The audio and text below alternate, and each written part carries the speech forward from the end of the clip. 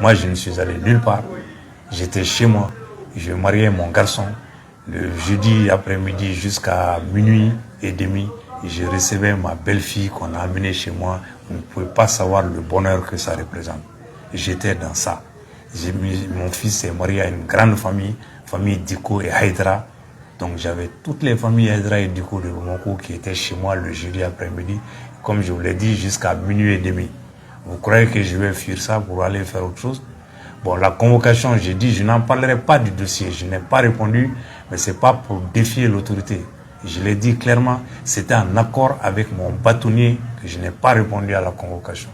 Et j'ai écrit au commandant de la brigade qui m'a convoqué pour lui dire je ne déférerai pas la convocation pour telle raison et en accord avec mon bâtonnier. On ne m'a pas envoyé me chercher et je n'ai pas vu de policier ni personne n'est venu chez moi. C'est un huissier qui m'a remis la convocation à mon domicile, point à la ligne.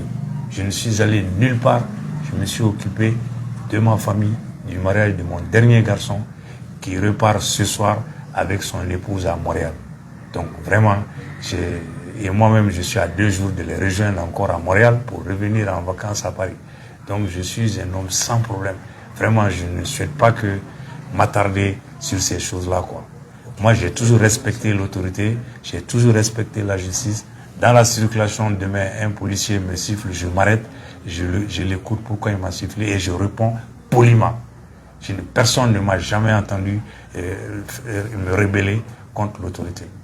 Mais là, il n'était pas question pour moi d'aller répondre à une convocation d'une association farfelue pour des faits inexistants et pour juste essayer de porter atteinte à mon honneur et à ma considération.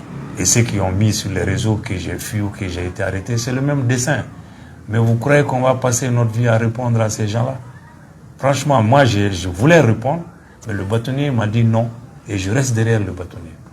Donc, s'il vous plaît, ce dossier, ce n'est absolument rien. Il est désormais entre les mains du bâtonnier qui va le traiter.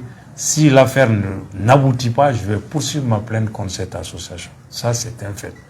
Et mon confrère Bachili également dit qu'il a déposé la plainte, je crois, hier. Mais moi, il y a 2 mois déjà que j'ai déposé une plainte.